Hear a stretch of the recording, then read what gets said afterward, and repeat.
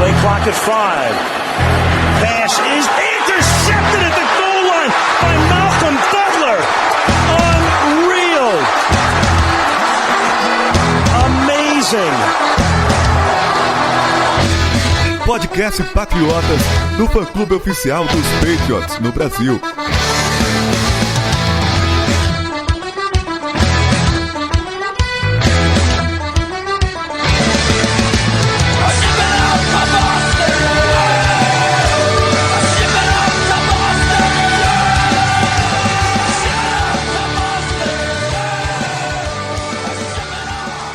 Sejam todos bem-vindos ao podcast Patriotas número 190. Eu voltei, Tati, não estou morto. A volta dos que não foram. Oi, gente, boa noite. Bem-vindo de volta, Felipe. Não foi impeachment aqui no Patriotas, não foi. Surgiram várias especulações do que tinha acontecido comigo. Calma, gente, eu só estava fazendo o meu hobby que me dá dinheiro. E agora estou de volta para o Patriotas. Espero não precisar parar de gravar de novo. Tem aqui com a gente também Rodolfo Bueno. Fala, Rodolfo. Fala, Felipe. Tudo bem? Tudo bem, Tati? Tá de volta, Felipe. Vamos ver se vai continuar sendo pé quente aí. Essa última semana aqui acho que é meio garantido, né? Sou esperto, né, meu? Você acha que eu vou voltar na semana do Chiefs? Nem a pau. Aliás, já tá surgindo uma história aí. Primeiro, obrigado Tati, obrigado Arthur, que basicamente foi os que dividiram aí pra fazer a minha função. Mas tá surgindo já uma história aí de que o Arthur não pode gravar mais como principal, porque os que ele gravou só perdeu, aí a Tati veio, assumiu, só ganhou. Não é melhor manter, vai. Ai, meu Deus, é muito bom. Os seguidores são muito engraçados às vezes. Tá rolando essa conversinha aí no Twitter. Mas foi bom, gostei de ser Felipe por 2 programas, foi bem legal. Acho que deu uma sintonia legal com o Rodolfo e sorte, né? Não, é pra isso que a gente tem essa equipe, né? Que é o Next Man Up, igual eles fazem lá, a gente tem aqui. A hora que um precisa, o outro vem e mantém a qualidade. Então, de novo, Arthur, Tati, brigadão aí por terem me cobrido nessa. Antes da gente entrar pra falar de Bills e de tudo, esse ataque que melhorou, esse jogo que deu vitória e título da AFC East, a gente tem alguns recadinhos pra dar.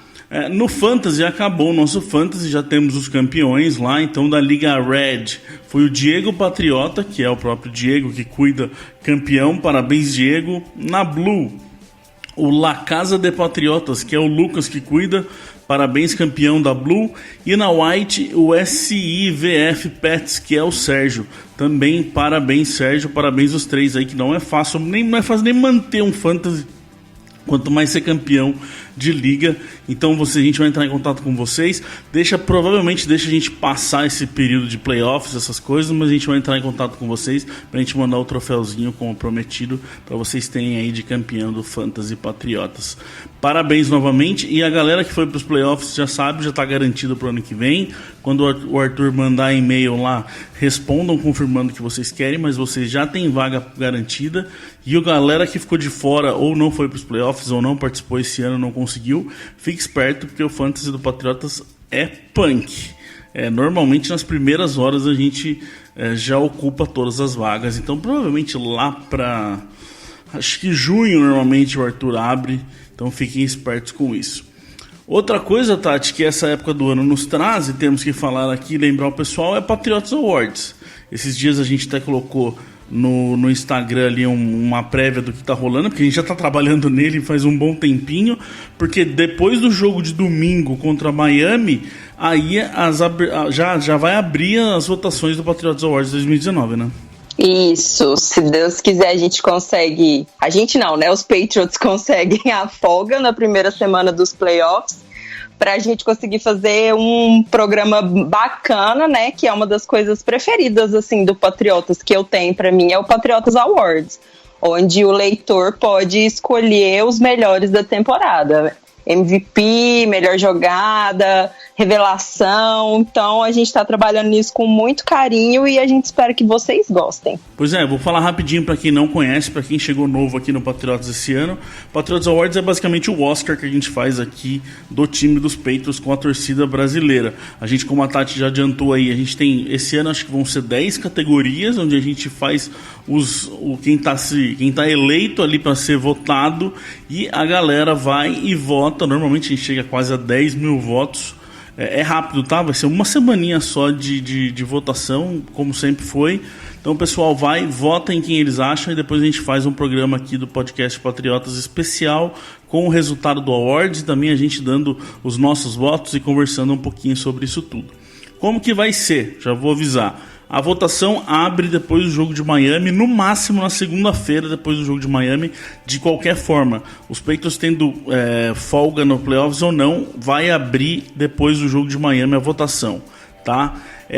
Vocês vão votar normal e nós vamos fechar. Se tiver folga nos playoffs, vai ser igual foi nos outros anos. A gente vem e faz o programa aqui da bye dos playoffs, a gente faz o Patriots Awards. Se caso acontecer um milagre aí desesperador e os Patriots não ganharem de Miami e não tiverem a folga, a gente vai guardar esses resultados, a gente vai para os playoffs, fala de playoffs, quando acabar a temporada dos playoffs ali, quando os Patriots ou ganharem Super Bowl ou forem eliminados, a gente faz o Patriots Awards depois, pra gente fazer com calma. Mas a votação só vale para o que esses caras fazem na temporada regular. Então por isso que a votação começa de qualquer forma depois do jogo de Miami. E aí só o resultado e o podcast com o resultado a gente vai ver quando que nós vamos fazer. Certo? Bora pro programa.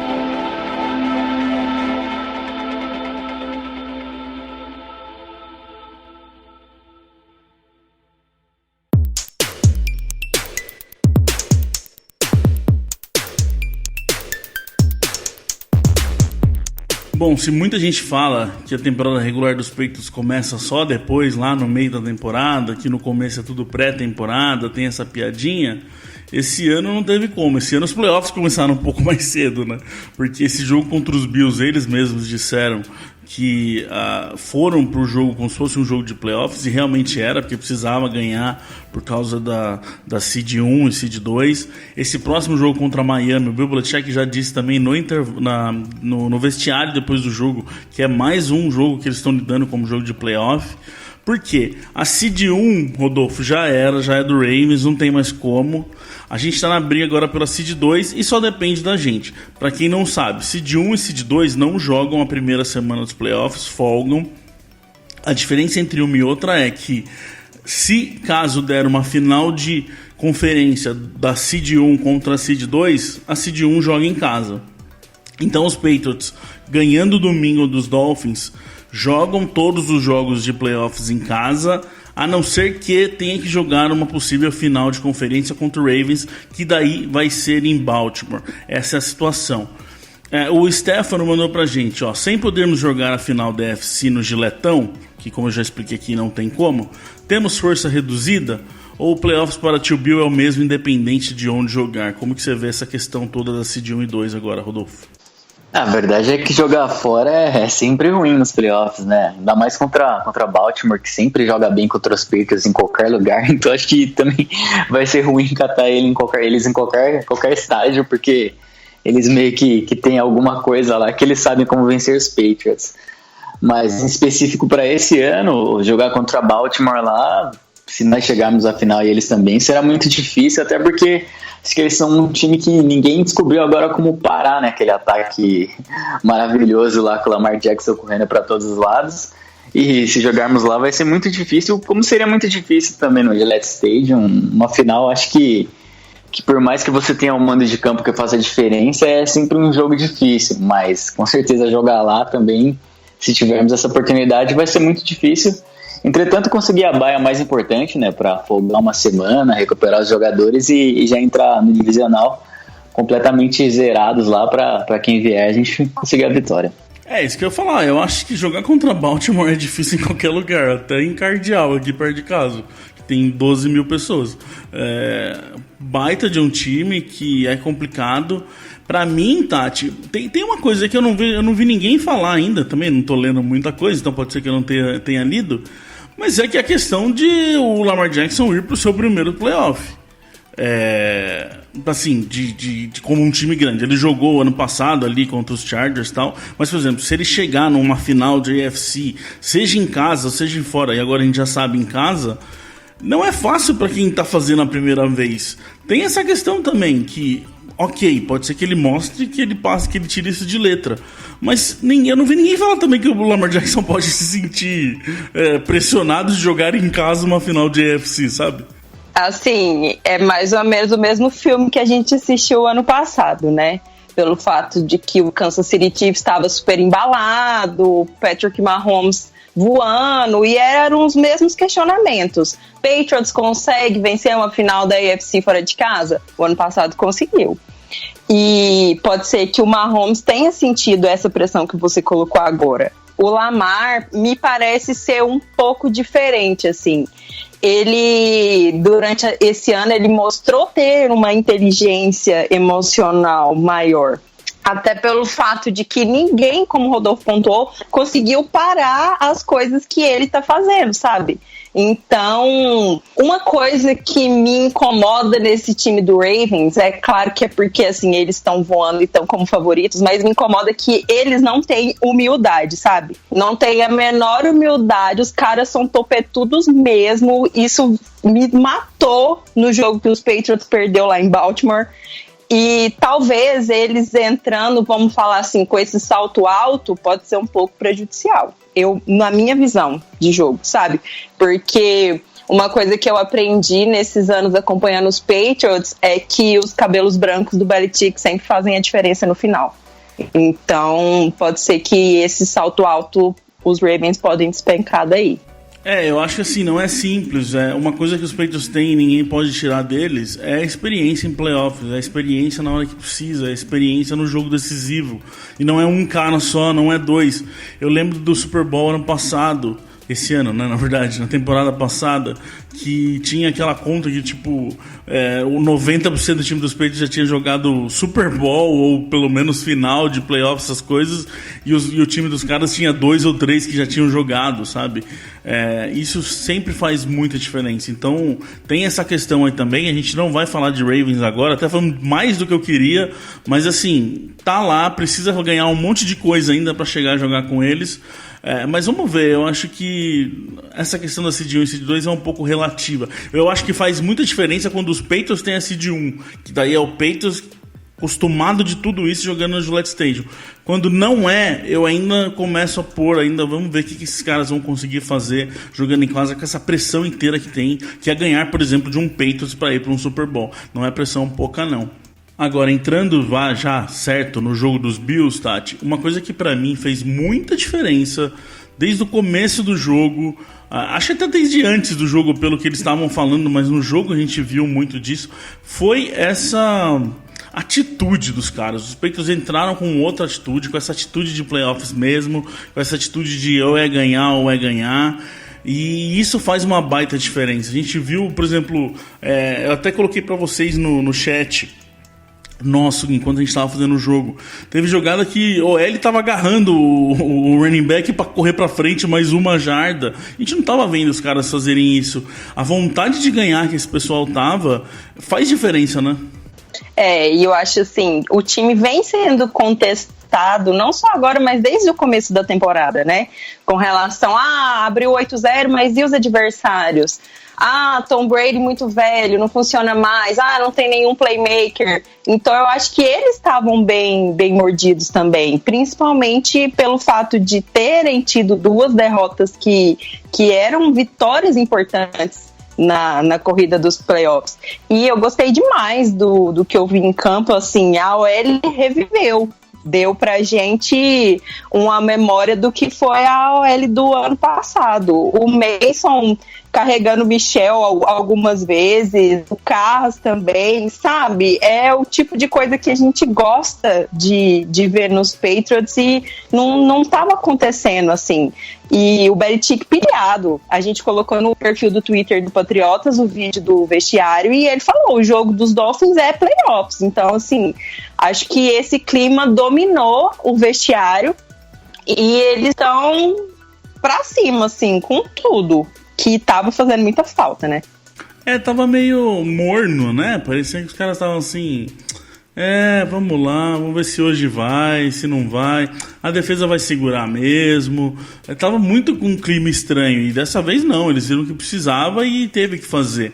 O Vinícius Chatão, que tá sempre com a gente aqui, Rodolfo, mandou por que o ataque melhorou. Ele também fala um pouco da Red Zone e tal. Mas vamos pegar nessa melhora do ataque. Vocês falaram muito disso aliás, vem falando a mesma coisa há bastante tempo já no preview. O jogo corrido transforma um ataque, seja ele qual for, né, cara? Com certeza. Como a Tati frisou, né, ele jogou super bem também, já é algo que ajuda bastante. Como os números que o Arthur mandou pra gente aqui, o Brady no play action teve 8 de 10 para um touchdown e rate de 152, né? Quando você tem o play action e o jogo corrido funciona, você acaba meio que congelando os linebackers adversários e aí você tem mais possibilidade de acertar o passe pelo meio do campo pro Edelman ou de fazer outras jogadas, até mesmo com o Tyrande, né? Que acho que foi bem utilizado durante um tempo. Teve até o touchdown do Lacoste. E, como você frisou, é importantíssimo o jogo corrido. Um ataque sem jogo corrido acaba, de certa forma, deixando a defesa adversária muito mais confortável. E nessa partida, principalmente, você está jogando contra uma defesa excelente, tanto parando a corrida quanto parando o passe. E se a corrida não entrasse, o Tom Brady não teria muito como lançar a bola em profundidade, porque os caras são muito bons na cobertura. Então, acho que esse fato do jogo corrido entrar é algo que ajudou bastante a melhorar o ataque. E também a proteção da nossa linha ofensiva foi boa, né? E ó como esse jogo corrido faz bem pro Brady, ó. Foi o melhor jogo dele nas últimas semanas. A gente percebeu isso vendo, mas em números também. Foi a melhor jardas por passe desde a semana 5. Foi o melhor em passer rating desde a semana 2. A OL trabalhou bem, sim, mas, por exemplo, para você perceber a diferença que faz também, como o Brady também precisa jogar bem. Foram 70% dos snaps sem pressão nesse jogo contra os Bills. Número bem parecido do jogo da semana passada contra os Bengals. Contra os Bengals também ele não foi muito pressionado.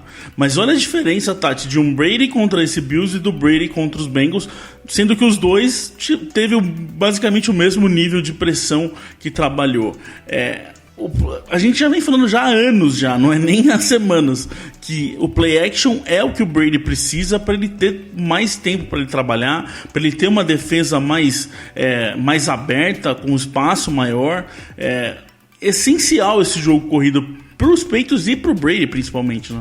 Isso, como o Rodolfo falou, o play action deixa a defesa adversária vendida, né? Porque ele fica esperando uma coisa e vem outra. E eu fiquei muito feliz do jogo corrido ter funcionado. E uma coisa, voltando naquilo que você falou, assim, da vontade dos caras, uma coisa até que a gente comentou durante a partida no Slack, é o fato de que o Rex Burkhead sofreu o turnover no primeiro drive, mas ninguém deixou ele no banco e ele voltou assim, ele incorporou o Julian Edelman, colocou o jogo no peito e levou, sabe? Foi muito bom mesmo esse jogo, até pelo fato de que a gente conseguiu vencer a defesa dos Bills, que é extremamente melhor que a dos Bengals, né? Então isso dá um gás pro ataque. Até Tom Brady bloqueou pro N'Keal Harry correr, gente. A gente não vê isso todo dia. Essa questão do Rex foi bem interessante. A gente falou ali, como você disse, o normal era ele ficar pelo menos um tempo fora depois daquele fumble. Porque foi um fumble besta que ele sofreu, vamos falar a verdade. Primeira coisa que você aprende quando alguém te dá uma bola de futebol americano na mão é você guardar ela e fechar o braço. Ele correu com o bração aberto, tomou um soco na bola e tomou o fumble. Garoteou gostoso ali. Mas Não sei porquê, talvez por essa necessidade, talvez por essa mentalidade de ser playoffs. O Belichick colocou ele já no próximo drive, ele já voltou e ele tomou aquilo na cabeça dele como, pô, eu fiz merda e tá na hora de eu me redimir aqui.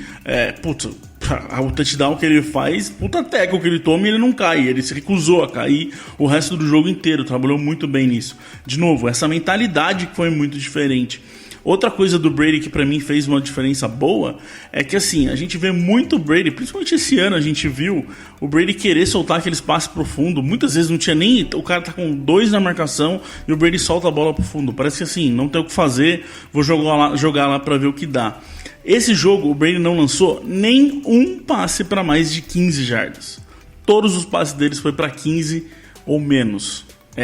Isso é uma coisa muito diferente. Sim, tem uma secundária muito boa lá que ele, ainda bem que ele trabalhou desse jeito, porque não era uma boa ideia ficar lançando aqueles passes mortos que ele lança, mas que bom que ele teve isso na cabeça dele, conseguiu se segurar e trabalhar dessa forma. Tanto que de passes de 10 a 15 jardas, ele teve média, ele teve 5 de 5 em aproveitamento. Ele não errou o passe de 10 a 15 jardas que ele fez.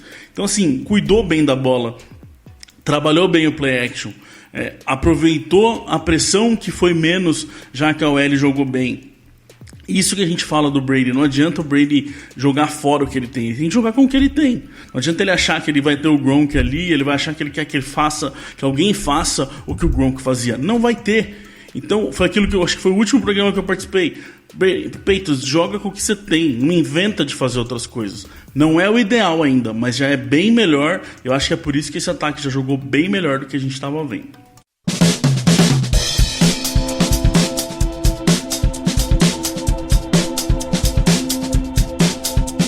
Outro cara que está sempre aqui com a gente, sempre manda várias perguntas, foi o Diego Matheus, que mandou pra gente se o Chung é o ponto fraco da secundária, Rodolfo. Realmente o Chung sofreu para jogar com tight ends, e é basicamente a principal função dele. Você entende o Chung como o elo mais fraco da secundária? Como que você vê nisso? Da secundária, com certeza, ele é a peça que vem deixando a desejar com maior consistência. Eu acredito que talvez ele ainda deva ter algum resquício de lesão, né? Porque ele sofreu por um tempo no DM, algumas partidas ele aparecia antes no Injury Report, e bem por isso talvez ele não esteja rendendo à altura do que ele já rendeu um dia. Porém, acredito que ele também seja a única peça ali que já mostrou qualidade marcando tight ends ou marcando ali próximo à posição de níquel, e ele ainda deve ser usado, não tem como, até porque a gente não tem outro strong safety para jogar. No entanto, ele se for considerar alguém como elo fraco, tem que ser ele, principalmente se a gente tiver aquela partida contra os Chiefs que ele deixou o Kelce deitar em cima dele. Apesar de ser o Kelce, possivelmente o melhor tight end da NFL, mas ele deixou a desejar. Então, possivelmente ele é o nosso elo mais fraco sim, na secundária, até porque os outros estão jogando todos num nível excepcional. O Chung, na verdade, não faz tempo já que ele cede bastante jardas, principalmente. Eu tenho uma planilha maluca aqui minha, que desde 2014 eu anoto tudo que cada jogador faz, e sempre na secundária o Chung é um problema, tá? Isso não é só esse primeiro ano. Só que o Chung traz muitas outras coisas boas. Pra mim, o principal problema não é nem desse jogo, vamos falar em si, não foi nem exatamente o Chung, mas foi o fato de não ter o Jonathan Jones na secundária. Tá todo mundo metendo pau no Jonathan Jones aí, que é assim que o torcedor dos Patriots né? Se o cara jogar bem, ele é o melhor, se o cara jogar mal, ele é o pior. Se ele jogar mal 2 vezes, tem que mandar ele embora. É assim que funciona o torcedor dos Patriots. Então estão todos, né? Porque eu não estou na fase, tem que mandar o Jonathan Jones embora. Mas pra mim o Jonathan Jones fez muita falta nesse jogo. Por quê? Porque a gente teve que usar muito mais o J.C. Jackson numa função mais travada. O que eu vejo? Muitas vezes a gente viu o J.C. Jackson ajudando um pouco o Chung para pegar o tight end, porque ele é um corner um pouco mais forte, mais alto, não é tão lento assim também, ele é rápido. Mas sem o Jonathan Jones e também sem o Jason McCourty, por exemplo, mas eu acho que é mais a questão do Jonathan Jones, sobrou pro Jackson ficar no Beasley, por exemplo, muitas vezes. E aí não é o matchup que a gente quer. O Beasley é basicamente um Edelman, ele é mais baixinho, mais rápido, e o J.C. Jackson não é tanto esse cara, tanto que ele sofreu bastante para pegar o Beasley. Eu acho que se tivesse o Jones lá para assumir o Beasley, a gente teria pelo menos como testar ou alternar algumas vezes o J.C. Jackson no tight end, por exemplo. Daí sobrou só pro Chung, e o Chung tá naquela. Ele nunca foi o cara mais rápido, e ele tá cada ano mais velho, que é o que acontece com todo mundo, e ele vai estar cada vez mais lento. Esse é um dos grandes problemas para mim no futuro dos Patriots, quem que vai substituir o Chung, porque apesar disso tudo que eu tô falando, o Chung sempre foi muito importante nessa defesa.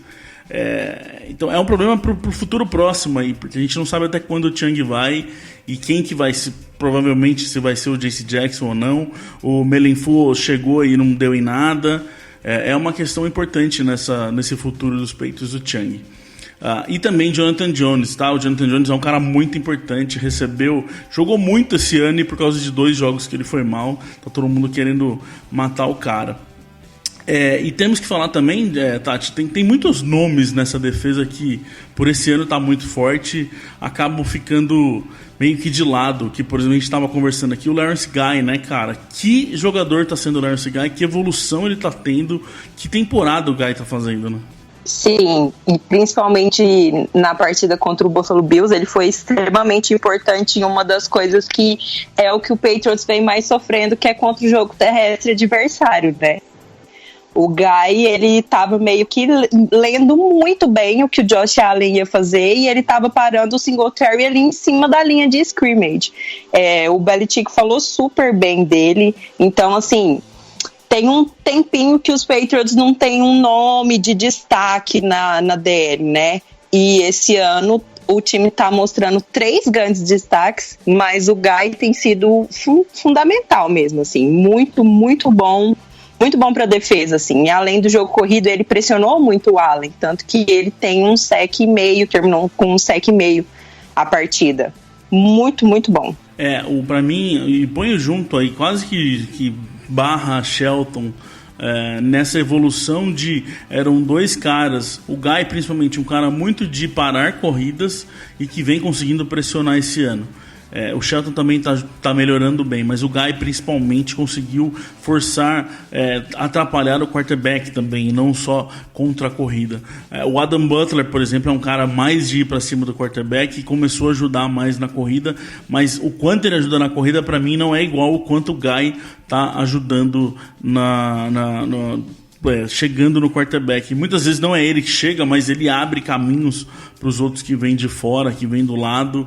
É um baita nome pro Patriotas Awards.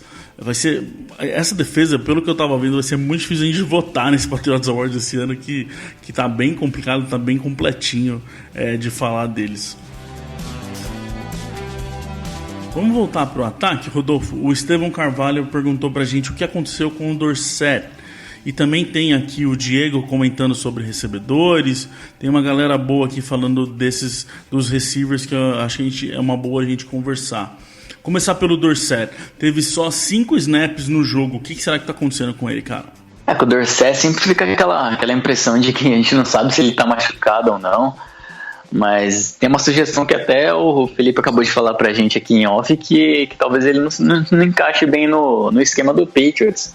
Eu até comentei com ele que, como o nosso time por muito tempo não teve play action, bem dizer, só nesse jogo o play action funcionou, não adianta nada você ter um wide receiver que corre nas rotas mais profundas se você não pode passar no fundo do campo com o safety parado lá, né? Já que play action também serve não só para congelar o linebacker, como às vezes para enganar o safety, que ele já sobe pro box para tentar ajudar na parada das corridas. Então, muito possivelmente pode ser isso também, né? O cara tá sendo menos utilizado porque as características dele não se encaixam tão bem no momento no ataque, né? Mas como o McDaniels tá abrindo um pouco o playbook dele para explorar as qualidades dos nossos recebedores, eu acho que agora chegando os playoffs, eles vão tentar utilizar também a Dorsett, porque possivelmente ele é a nossa única arma, né, em passes em profundidade. E como a gente acabou de falar do Brady, o Brady não soltou um passe para mais de 15 jardas. Obviamente ele não queria testar essa secundária. Você tem um recebedor que o principal foco dele, onde ele é melhor, é no fundo, e você não quer testar a secundária, não tem porque ser por ele. Porque agora aí pra mim é onde eu fico com a dúvida. Até aí é bem lógico, você tem um cara bom pra fundo, você não quer testar o fundo, beleza, não precisa dele. Agora, pra mim o que a gente eu não ainda consegui fazer a matemática é o McDaniels que não quer usar o Dorsett para outras coisas, ou é o Dorsett que não consegue ser usado para outras coisas? A gente falou mal do McDaniels aqui por algumas semanas, da semana passada um pouco, mas essa principalmente temos que elogiar ele melhorou pra caramba, abriu o playbook, começou a usar o N'Keal Harry, que é o que a gente pedia. Mas tem horas que eu não consigo entender um pouco a cabeça deles, McDaniels e Bill Belichick, eu ponho junto ali, dessas coisas que eles usam. Eu não duvido nada de que o Dorsett consiga fazer outras coisas, mas eles não ponham ele pra fazer. Eu falei disso também, acho que no último programa que eu participei. Por que não usar o N'Keal Harry na end zone, na red zone? Que é onde ele é muito forte, ele é grande, ele é alto. E aí os caras começaram a usar de vez em quando tal, e a gente viu que funciona. Vou trazer por um outro nome aqui, Tati, a história do Sanu. Eu estou escrevendo um texto sobre o Sanu, que também é outro coitado que caiu nesse time, e a torcida resolveu pegar no pé dele e falar que ele é o pior cara do mundo.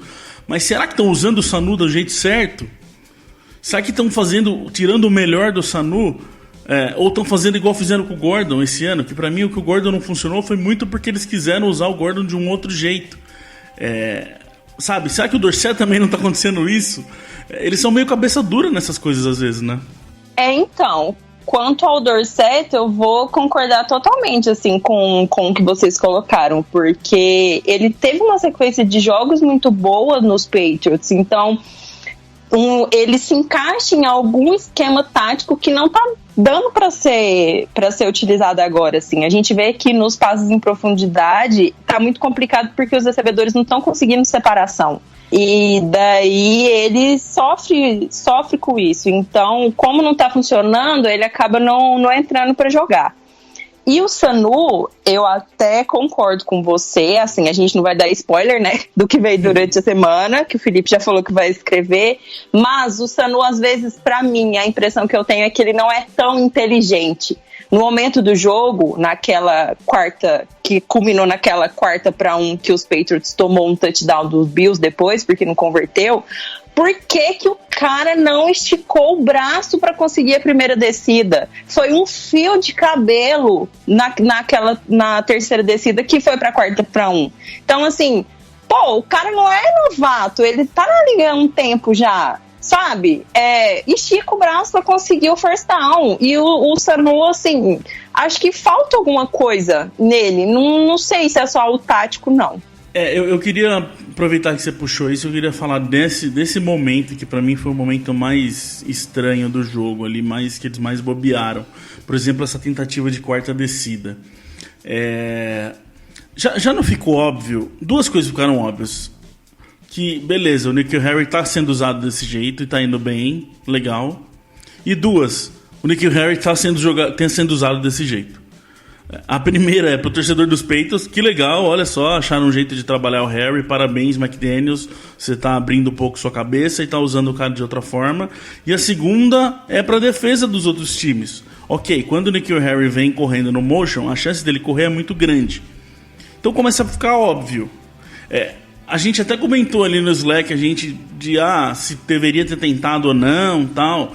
O meu problema não é nem ter tentado ou não, o meu problema é a jogada que tentaram ali. É muito óbvio, depois do que a gente viu nas últimas semanas, que o N'Keal Harry pode correr ali. Aí você põe o N'Keal Harry pra correr atrás do bloqueio do Sanu. Puta merda, né? Tá óbvio que ele vai tentar correr. Ou então, se fizesse um play action nele e corresse pro outro lado, ou então colocasse o próprio Sanu pra correr atrás do Harry, que tem um bloqueio melhor. Sabe, tem tanta coisa pra fazer, mas os caras repetem umas coisas que são óbvias. Tem hora que parece que eles esquecem as coisas. Então, de novo, o McDaniels foi bem nesse jogo. Acho que ele conseguiu trabalhar de um jeito muito inteligente. parabéns pela forma que você está usando o N'Keal Harry. O próprio N'Keal Harry disse que na carreira dele fez muito pouco disso e está gostando pra caramba de fazer essas corridas e tal. Então legal ter encontrado isso, mas tá ficando óbvio. Daqui a pouco não vai começar a funcionar, porque os caras vão perceber. Ainda mais quando você põe o Sanu pra bloquear. Não vai dar. Mas pra mim, assim, ali deu o que o Bills precisava. A gente falou da mentalidade, da coisa. Eles estavam mortos ali. E aí, tudo aquilo que gerou transformou o Bills num outro time. Então, como o Felipe falou, a gente meio comentou esse lance. Eu não gostei de ter tentado a quarta descida, porque nós falamos no preview, o ataque deles não é um bom ataque.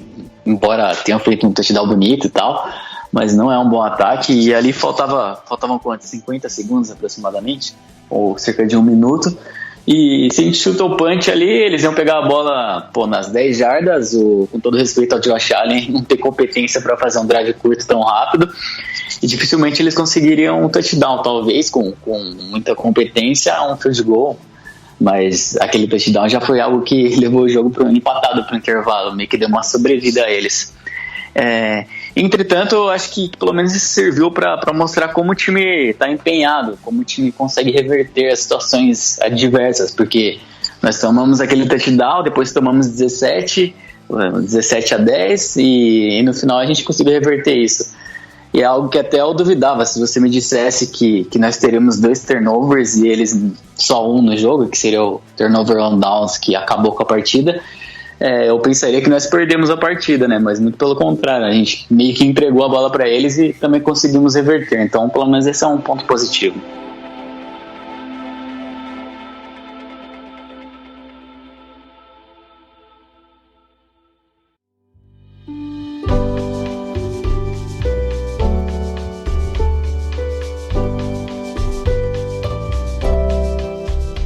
Bom, então é isso, gente. Valeu mais uma vez. Temos que deixar aqui, né, Tati, que esse programa deve sair no 24, então deixar um Feliz Natal pra todo mundo, né? Vai você que você é melhor nisso do que eu, ué. Então, gente,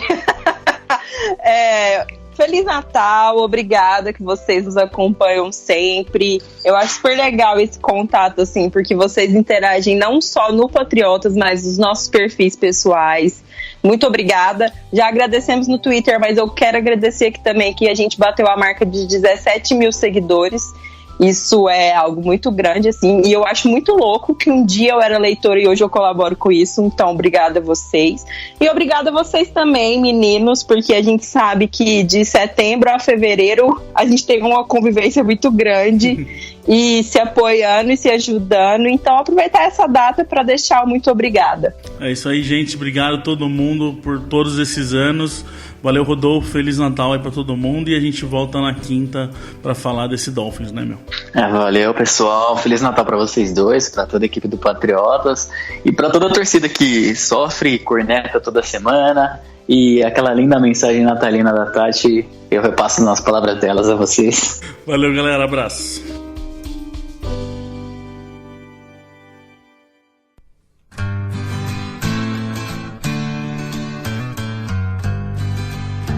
We love our New England Patriots and the way that they play.